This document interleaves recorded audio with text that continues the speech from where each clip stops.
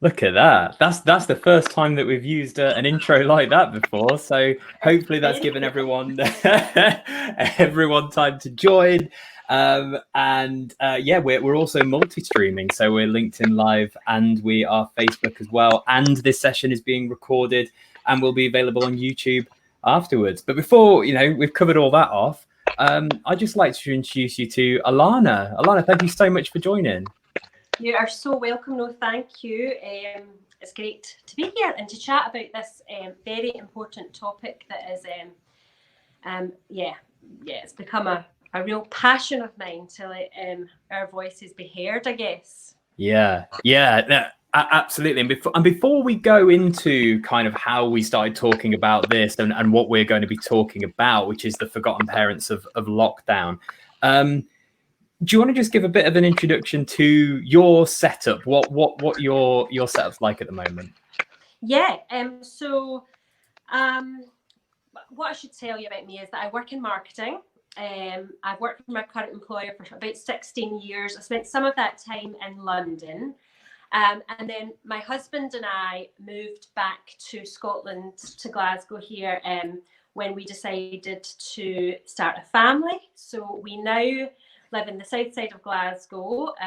So it's me, my husband Dominic, and my daughter Lucia, who's 2, and my daughter Nerea, who just turned 1 2 weeks ago. That's us. Yeah, no, that's fantastic. And yeah, I know a lot of people who will be watching this will kind of know my setup, but if you don't, I know that this has been shared far and wide, which is fantastic. I have a 5-year-old son, a 10-month-old baby daughter, and obviously my wife's here as well. So the reason that this topic came about, I think, is Alana, you and I were talking about all of the fantastic advice that's out there for parents about working at home with kids, and it's kind of like have a duvet day, watch movies, do all this really cool fun stuff, and which is great, but it more seems geared at actually giving parents permission to just not be full on and feel like they've got to get it all figured out. The other side of the coin is the advice seems really geared if you're living by yourself or there's you and your partner, and it's kind of, hey, here are these fun activities you can do. And we started talking about, well, what about parents with babies, or what about parents with toddlers? It just feels like there's a real gap that's been missed, where you can't just say, oh, I'm going to put a film on for my kid and that's going to keep them occupied for an hour and a half. It's like, no, they are here constantly all the time. And how do you manage that? So what are your thoughts on that? So, well, I guess just to kind of go back a bit, I think what kind of prompted our conversation was that you had written this really incredible piece, and a lot of what you had said really resonated with me. And I think up until that point, I had felt really isolated. In actual fact, I felt like I was, one of the very few people that was in the position that I'm in. I've got a lot of friends who have children, but their circumstances are different. And I just felt like I was the only one in this position where I'm at home. My husband and I are both working, and we have 2 dependents. And when I say dependents, I mean they are really dependent on us for everything. Nerea is just a baby. She's a very clingy baby. And Lucia, while she is an independent little girl, she is still only 2. So I have been, spending the majority of my time in lockdown, trying to balance the guilt of not doing enough at work with the guilt of not doing enough for and with my children. And when I read the piece that you wrote, Dan, I thought, oh, finally, somebody gets it. And then we had that conversation, and I think you said, and I thought this was really interesting, we're a niche group. And I just wondered, are we a niche group? How niche a group are we? How many other people are out there struggling in silence, that are kind of being confronted with these issues day on day out? And, aren't talking about it, don't feel that they have someone they can share those stressful situations with. So when you invited me to do this, I thought, absolutely, I want to talk about it. No, I think that's great. And you're right, isn't it? How much of a niche group are we? Yeah, I've just had a comment from Chris actually saying there's a bit of feedback. I think my mic is coming out of your speakers and back into your mic. So yeah, I don't know if there's any way of stopping that, but if I turn it down a bit. Yeah. Sorry, I'll try to step away as well.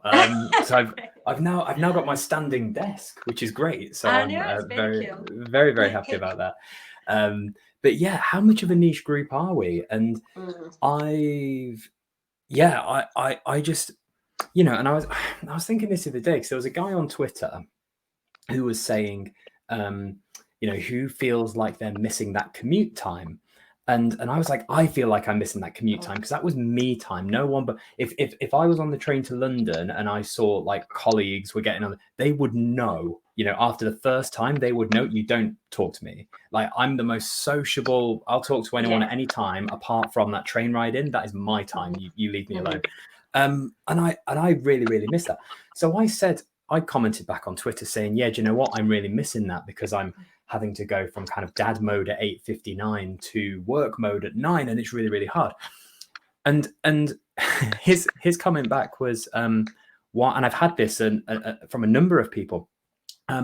Why don't you like have 10 or 15 minutes of meditation time before you kind of transition into work? Or why don't you go for a 20-minute walk around?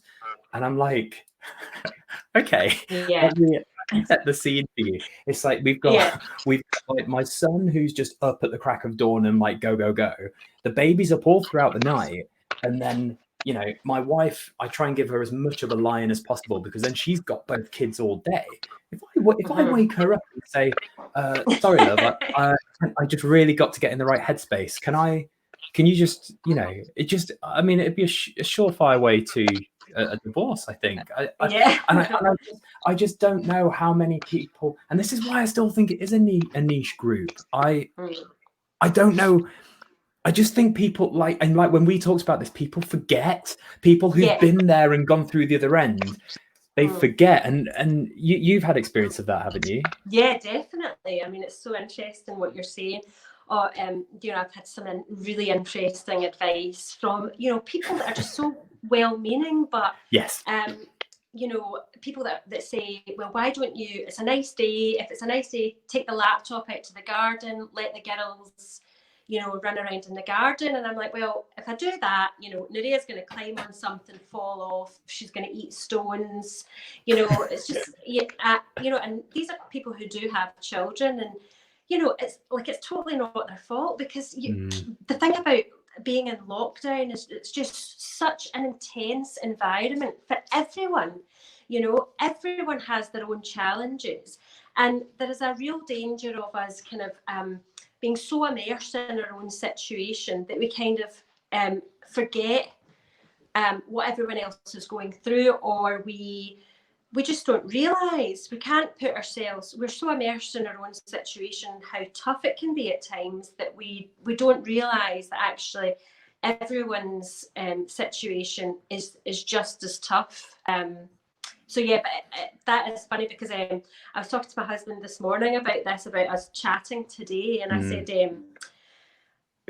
really, grief has 5 stages, and I think for us in this household, we've gone through a 5-stage of lockdown, and I'm going to share those with you, Dan. So please. The stage 1 was denial. We were, oh, this is never going to touch us.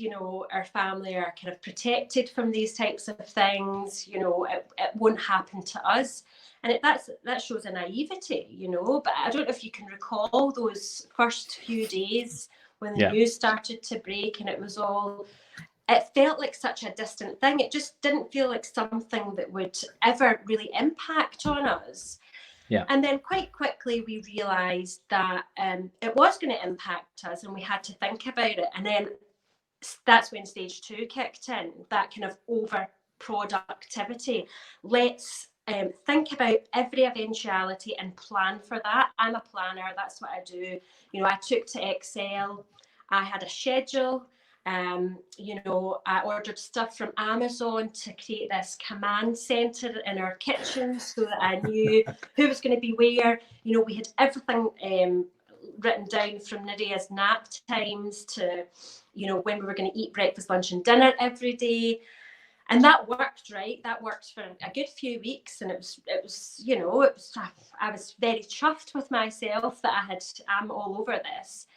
And then stage 3 kicks in, and that's that kind of anger and frustration. So maybe 6 or 7 weeks in, you know, the cracks just start to show. And there was tears and tantrums. And Dom and the girls started to show some frustrations as well, but that was mostly me, I have to say. And then you realise that actually those mechanisms that we put in place to get through this, they're not long-term fixes, because, you know, being stuck inside with children of that age, it's not a long-term thing that you can kind of get around, that you can kind of mitigate every risk and plan for every eventuality. And what happens then is that you experience burnout because you're juggling too many plates, trying to achieve too many things, with too little time in the day. And let's face it, 1-year-olds and 2-year-olds are pretty unpredictable. They don't like to follow your schedule, you know. And that's the kind of throw the towel in moment. It's the meltdown. And I think we are only just now getting out through the other end of that, and we're in stage 5, which is acceptance. You know, and I think the conversation that I had with you the other day, Dan, really helped me to kind of move into this phase. And the acceptance is that I can't be the person that I was 11 weeks ago. It's impossible. I don't have the support network around me. I don't have the thinking space or time anymore. And, you know, everything that I'm doing, it just has to be good enough. And the rest of it, I have to just cut myself a bit of slack. Absolutely. And I want to, you know, even just some of the comments that we've got coming up, right? So like Nick is saying, you know, she's got her kids with her right now, and even just trying to listen to this is incredibly hard. And you know, and I know Chris is joined us as well on LinkedIn. He's saying exactly the same. I know he sent a comment before this started saying, I've got a 3-year-old currently hanging off my leg. Like it's incredibly hard. There's 2 things that I want to talk about. Actually, one of them's just built off the back of what you said about that 5-stage guilt thing. Are you now in that acceptance phase then, and that's kind of you? Well, who knows what's going to happen next? These are the steps that I've identified so far. Okay. And obviously, I haven't seen Nicola Sturgeon's address today. I'll watch that a little later on. But it really depends on kind of what happens next. You know, we're all waiting for great news, you know. For us, the most challenging thing is being able to concentrate on work when you've got the girls. So for me, some form of childcare being available again. You know, our normal routine is that the girls spend time at both sets of grandparents through the week and one day at nursery.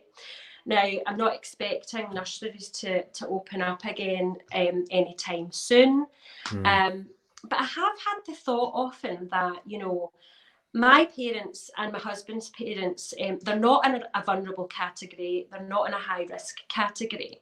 They're still very young as grandparents go. And, you know, so in that situation, you know, when would it be appropriate, as far as the government's concerned, for us to start allowing the children to go to their grandparents, you know, for people in that position? Now, I know that not everyone is lucky enough to have those childcare options. But I think the point I'm getting at is that we've had to endure quite vague guidance in some respects Some people would argue that the message has been simple: stay at home, protect the NHS, save lives. But there are caveats, and there've always been caveats. You know, and I don't think that there's been enough specific information for people in you know, challenging situations and circumstances. Yeah, I know what you're saying, because we're in another fortunate situation like you, in that my wife's parents, they live around the corner. They're not elderly grandparents. They see well, pre-lockdown, they spent most of their adult life abroad, so their kind of network in the UK is really us. It would be very, very easy for us to go into an isolation bubble, which would massively help us out. But we're in the same place. It's like, when can you do that? When can you not? And you know, everything that's kind of happening with Dominic Cummings and all of that stuff, and you're like, well, is it just kind of use best judgment now? Is it not? But without going too far down the political route, which I could easily go into, something that Beth has written, because this is great, it's from Facebook and LinkedIn, which is great. And she's talking about having major mum guilt, right? And I think that this is something that you and I have talked about. It's something I've spent a lot of time talking about. Where are you in that guilt? Because I'm kind of done with it almost, and it's kind of what you've talked about, which is like, do you know what? How I was behaving 3 months ago, what I was doing then, I just can't do it. I just can't do it now. And so, am I doing the best that I can be doing with what I have? And if it's yes, and not like, oh, could yesterday have gone better, but right now, am I at now doing the best I can do? And if the answer is yes, I'm kind of okay with that. Yeah. And I think, to Beth's question, like, when you're a mum, the mum guilt never really goes away. It was present before we were in lockdown. It'll be present for the rest of our lives, you know. You know, we'll always ask ourselves, are we doing enough for our children? But I think you're only obligated to make sure that your children's most basic needs are met. Are they fed? Are they clean? Are they changed? You know, are they... it doesn't matter if they're sitting for hours on Disney Plus. Like, cut yourself some slack, you know. All the normal rules don't apply right now, you know. And if you're quite a proactive mum, Beth, and you like to do a lot of things with your children that you can't do right now, that is bound to be weighing heavy on you. But just cut yourself some slack, you know. They won't look at you the way you're looking at yourself at the moment, you know. They won't be expecting any more than just that kind of maternal love that I'm sure you're already giving them. That's what I'm telling myself anyway. You know, Lucia can be a bit sassy at times. We had a bit of an episode a few weeks ago where Dom and I were both trying to do work at the same time, and she was asking me to play and I was saying I'm busy, and she kind of hit me with that kind of sucker punch comment of, I don't have any friends. And that, you know, oh my goodness, the guilt. Oh God, it was like, but you know, ultimately, they won't remember those small things. They'll remember all of the great things that you do. And sometimes the great things are things that you don't even think about, you know. This is the thing, I think.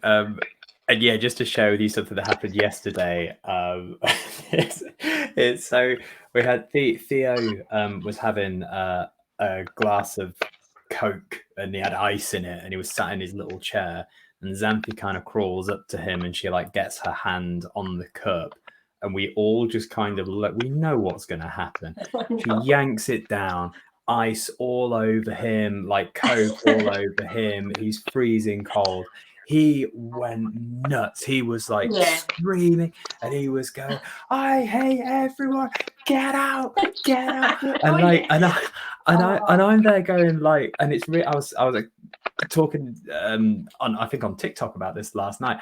I get really angry and worked up about about big things like injustice and unfairness, and I've got a very strong moral compass, and that's what works me up. Things like spills and stains on the floor or paint getting scuffed, I just glasses getting broken, I just don't care. And so when he's screaming at me, because it's apparently my fault, get out, I want you to leave and never come back, I'm just like, mate, we're in lockdown, we all live I don't know, where am I going? Like, we all live in the same house, we've just got to get on and be friends. But then an hour later he's like humming to himself, like everything's cool. And so I think to Beth's point, it's kind of like, and what you were saying, Alana, it's the way that we are perceiving how they are thinking about things is often very different to the reality. And I think, just to pick up, so I know Nick is talking about if she doesn't have any childcare issues that she might have to stop work. And this is I say, I try not to go political, but when you've got, especially within the UK, the new kind of test and trace advice that's come in today, which is if you have been in contact with someone who is a confirmed case, you must self-isolate, but you won't be tested. And then you could be released back to work the next day, and then it could happen all over again. Who's going to, great for people like us that work for a corporate, fantastic, we'll be covered, full pay, boom. What about people like Nick? What are people meant to do in that situation? I know. And it's so interesting, because one of the things that I talk about when I'm talking about I've had generalized anxiety disorder since I was about 17, and I talk about how I manage that. And one of the key things about managing your own well-being and keeping anxiety at bay for me is that you don't allow others or yourself to undermine your emotions. So everyone is in a different boat with different challenges. Nick, like that's such a tough situation to be in. Like, don't allow anyone to make you feel that your emotions around that are invalid. Like, it's such an important issue. It's tough. It is, and it's funny, because you've reminded me of the other thing that I wanted to talk when you were talking about the 5 stages that you've kind of gone through and identified so far. I feel exactly the same, but then I loop back and I might miss out stage 1 and 2 and jump straight to stage 3. But it's definitely not, having dealt with grief and gone through that process, which was quite linear. This has been very much, well, it's never going to happen, to what's going on, to no, I don't like it, to, well, it kind of is what it is. And then I go back, I don't like it. And then I go to, well, it is what it is. And then I'll go, hang on, what's going on? And it's all over the place. And I was talking to someone earlier who was like, I can't deal with the emotional roller coaster day by day. And that really resonates. So Chris, and I think sorry, I was just gonna, the final thing on Nick's point, like, I saw this thing on social media, and I want to be really clear, this isn't a quote of mine, it's something that I've seen, and it's about we're not all in the same boat. We might be in the same storm, but everyone's circumstances are different, everyone has different challenges. Nick, you're the best placed person to make decisions about your family, and what you do and how you cope through this. No one can judge that. And I think what I'm seeing a lot of at the moment is judgment, especially on social media. And that's why I've kind of come off social media for a wee bit. I'm not seeing a whole lot of compassion. And I'd like to see more of that, like people, maybe have different family arrangements, and have to make difficult choices for their family. No one else can judge that. We're all in a different situation. We can't make judgments about anyone else. Yeah, absolutely. And I think that's where social media, to your point, can exacerbate the I am failing because you're seeing what everyone else is doing. I think the caveat I'd put to that is you're potentially not seeing what everyone else is doing. You're seeing what everyone else wants you to think that they are doing. And that's why, you know, with my kind of lockdown, lowdown videos, on the face of it, look like it's all smiles and hunky-dory. That's why I kind of put at the same time articles that say this is really shit and hard. Because it's, you know, to kind of counterbalance that. So Chris makes a really good point, which I'll kind of summarize what he's saying, which is we've moved away from multi-generational households. So, you know, back in the day, we might actually have our grandparents living in the house with us. And is that something that's been lost? Would you, I mean, how would you feel about that? Would you welcome having either your parents or Dom's parents with you in the house? 100%.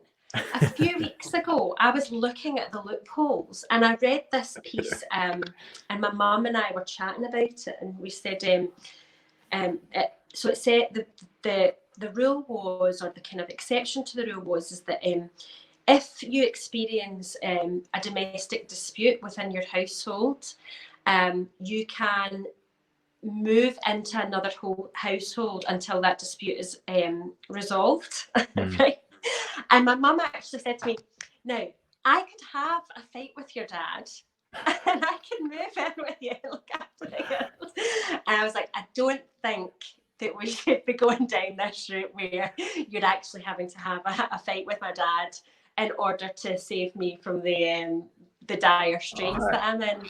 But we did laugh about it because it's a point, you know. A few of my friends that still live in London, but their families are up north, they got out of London before the lockdown happened, and one friend in particular, she was living at home with her parents, with her husband and their baby. And they were having, you know, a much easier time than us, not without its challenges, I'll say, you know. That kind of dynamic is difficult, of course it is. But they could share the workload with the little one, you know, and that's the key thing. The key thing in all of this is that our children's needs need to be met, you know. They have to be the priority. Yeah, no, it is. And it's interesting to Chris's point, a few years ago, short story, but quite a weird one. As I said, my wife's parents, they lived abroad, and when they were coming back to the UK, they wanted to be near to us, which kind of made sense. And they actually ended up buying our old house because we were thinking of moving at some point anyway, a few years down the line. But then with them doing that, we saved on all the fees and all of that good stuff. But it was, you know, they'd come back from, I think they were in Germany at the time, and they'd come back and they'd be like, "Oh, just measuring up." And I'm like, "Oh, is this not a joke anymore? Is this this is actually happening?" But there was then a point when the kids came along that we were like, should we kind of pool our resources and buy like a really big house, or like a house with an annex or something where we all, you know, there's communal space, there's separate space. And I was, I get on with my in-laws so well. I was really up for this. My wife, I think, was a bit, I don't know if we're all going to kill each other. But now I was like, imagine if we'd have done that. Because I think that if we did that in our current house, which we have done before when we've had building work, we've lived together, the 6 of us or the 5 of us at the time, for 6 months. It was hard because there's just no space. There's no space, so I think so. I think to Chris's point, I think if you have an accommodation that is geared up for that, I think that could be really, really cool. I think if you don't, that could potentially add extra pressure. Well, everything's great with the benefit of hindsight, and I think if this were ever to happen again, we would probably do just that. We would either move into my in-laws or have my mum move in here. Because it's so tough. And the other thing about you know, the girls being at home with just us all the time is that they are not getting the interaction. You know, Nerea spent, you know, a third of her life in this house with us, you know, and not interacting with other people. And, you know, obviously this speaks to the mum guilt stuff again. That makes us think, how is that impacting her developmentally?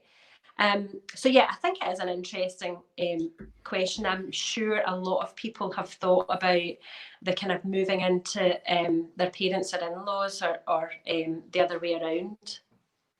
Yeah, no, definitely. And we were looking at some of the loopholes as well, as in, well, if we employ one of my wife's parents as a cleaner, they're able to come into the house and clean the house. And if we employ the other one as a childminder, then we can get the kids off to their house. And it is, yeah, it's very, very odd. But I guess bringing it back to, you know, try, because you're quite career focused as well, right? Like you want to build out, you know, your career and develop that. And how do you you know, where do you see your ambition, if we plotted your ambition and then actually what is you're able to do right now, how do those lines go? Yeah, I mean, so for me, my productivity is, in terms of work, is really low. It's at its lowest at the moment, and I'm quite a proactive person. I'm someone that wants to get involved in a lot of initiatives, particularly team-centric stuff. And I've just had to take a massive step back from everything, you know, that I really enjoy, all those extra things that I really enjoy getting involved in, and just really do the bare minimum. I'm really in a really fortunate position that my employer has been so supportive throughout this whole process. And I'm working with teams of people that are really letting me off the hook. And I understand that there'll be a lot of people that are not in that position. So that is really tough. And I'm very fortunate there. But I think we think about perception. You know, I think about, so what does my manager think of me? What does my team think of me? You know, what does the business think of me and how I'm performing? That's always been an internal conversation I've had with myself. And now it's even more so kind of playing on my mind. And you do think about the judgments that people are making about it. We talked about this again the other day. I think the biggest critic is yourself. Yeah. You know, often what we find is that those stories that we tell ourselves about how other people perceive us or view us are not accurate. And actually, we're just being hard on ourselves. So professionally at the moment, I am just doing what I can do, which is the absolute bare minimum. And I am having to have really frank conversations with my team and my manager about what I'm capable of, you know, in this current environment. And I'm having to lean on the help of colleagues within the business. And I'm lucky, really lucky, that I'm getting the support that I need. Do you think, thinking how to phrase this, because your work, your ability to produce work output has gone down, but your ability to manage work and this whole situation and 2 young kids, like that has to be taken into account, right? Like from a career development perspective, it's not, because I get it that if you were, and I'm not trying to say that there is anyone who has an easy situation in all of this, but if you're a single guy or a single girl and you're in potentially a house share or a flat share, and you've got friends who you can hang out with, you've got your own space to your work, you potentially could really throw yourself into your work and you could become like a super soaring kind of person. And you know, you could look at that and go, well, I'm not able to do that, therefore I'm failing. Whereas me, from an outside looking in, could go, well, actually you're both massively succeeding, just in different ways. Definitely. And I would say the story I've been telling myself for weeks is, I'm not achieving as much as my colleagues are. And I was kind of seeing a lot of recognition being thrown their way, and totally justified recognition, because these guys are doing incredible work. And I was definitely feeling that I'm not being noticed as much. I'm not being recognized as much, you know. And actually, to give you a bit of background, I had just gone back to work, having been on maternity leave in February. And when I went back to work, my job had changed slightly. The team had changed quite a bit, you know, and I had to navigate through all the changes that had been made to my role, and the changes that had been made to the team and the structure of the business. And then we were just thrust into this kind of lockdown situation. So I definitely feel like I'm at a massive disadvantage, because I'm back in work after a long period of maternity leave, because when I was pregnant with Nerea, I had hyperemesis. So I was on sick leave when I was pregnant as well. So I'd been off on maternity leave, essentially, and sick leave for quite a long time. So having that period of absence is tough enough.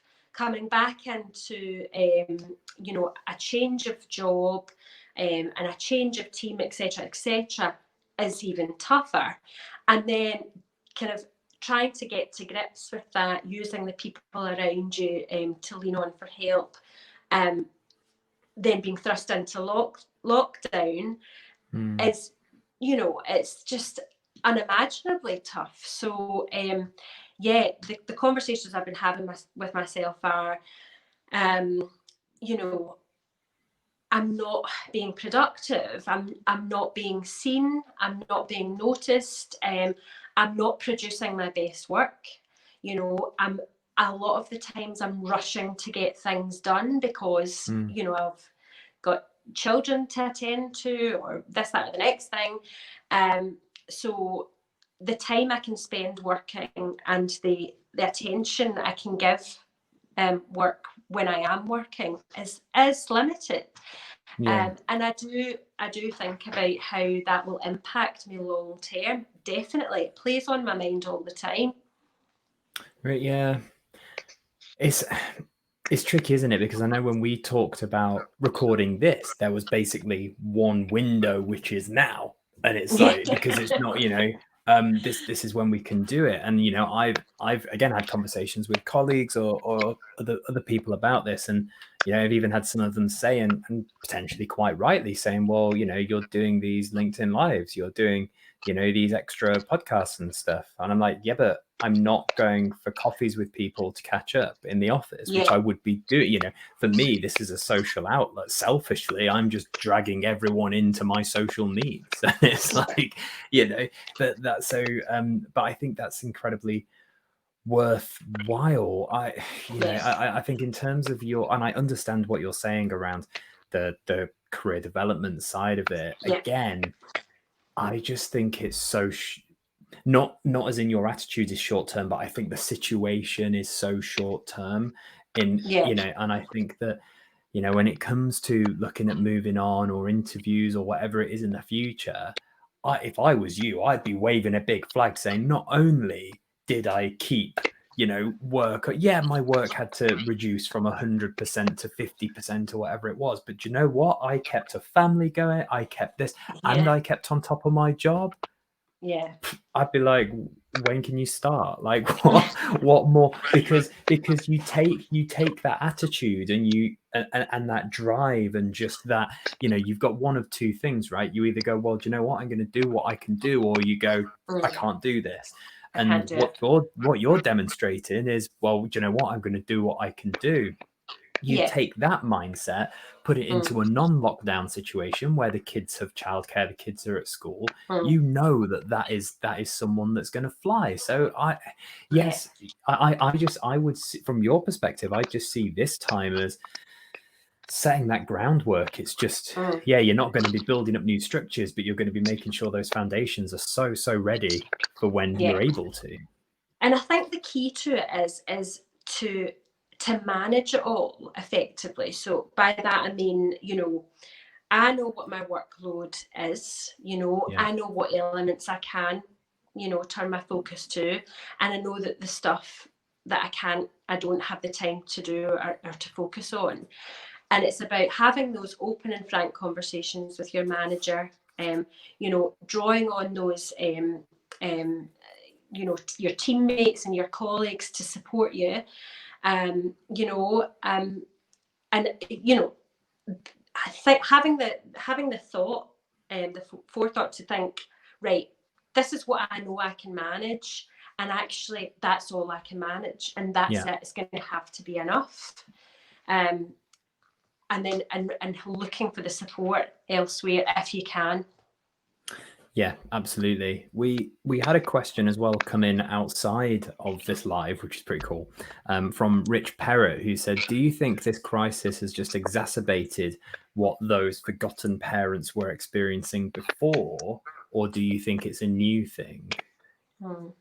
It's so interesting because one of my friends has just had a baby a couple of weeks ago. Right. And she texted me the other day and she said, how are you coping in lockdown with the girls and you're still working? You know, I've got 2 now and I'm on maternity leave and I'm absolutely drowning. And my response to her was, that's exactly what it was like for me when Nerea came onto the scene and Dom went back to work. Yeah. So, you know, it's kind of like that, you know, when you have a second or third child, and your spouse or partner goes back to work and all of a sudden you're outnumbered. You know, my friends have just had twins and they've got another toddler, and every time we speak to them, they say, we're struggling. You know, and that is what it feels like. You know, you're totally outnumbered. You've got to juggle so many different things, and it's that thing, like, you know, when you're feeding the baby, the toddler gets to do what they want. You just have to deal with it, you know. And and you get through it. You know, we got through that period of me being at home with the girls, you know, for that time, but at least we had support. You know, I had support from my parents and Dom's parents, and friends would pop in. You don't have that at the moment, you know. Yeah, and I think, you know, I was talking to my wife about this, and I think that she had a great support group around her, not just family but friends. So, you know, there was a couple of her work friends who had babies all around the same time, and they would just go and do stuff 3-4 times a week. They were never in. They were just always, you know, doing stuff, and that's just completely gone. And so, yeah, I think to Rich's point or question, I think it's really just highlighted what was there. I mean, there are some fantastic benefits that I've had from lockdown. Like, don't get me wrong, there's things that I'm really unhappy about and I would you know, rather hadn't happened. But the and I don't know whether Dom feels like this, but the bond I have with my daughter is just insane. Like, she is just, with my son, I could never really settle him. You know, I was definitely a secondary parent. Whereas with my daughter, she was going nuts earlier. I had 20 minutes before a call. It was around her nap time. And I said to my wife, look, just give it here. And within 5 minutes, she was asleep. And that just wouldn't have happened. And I think, well, do you know what? Before, That's 100%. Dom would agree with you. Dom would 100% agree with you.